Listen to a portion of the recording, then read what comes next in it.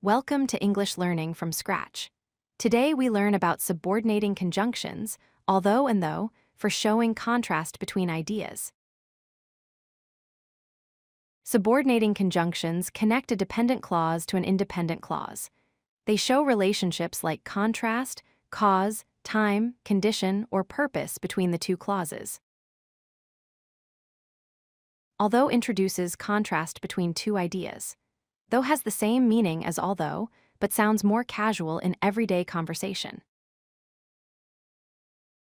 The basic structure uses although or though plus a dependent clause, followed by an independent clause. For example, although it was raining, we went outside. Here are example sentences. Although it was raining, we went outside. She was tired, though she kept working. Although he is rich, he is not happy. He passed the test, though he did not study much. Now practice combining sentences. Use although when she has plenty of money, but she is very mean. Use though when they have a car, but they rarely use it. Use although when he was innocent, but he was sent to prison. Use even though when he has many relatives living nearby, but he never visits them.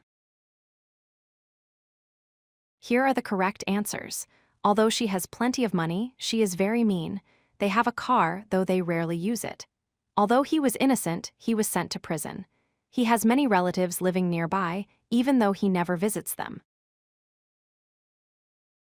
Key takeaways.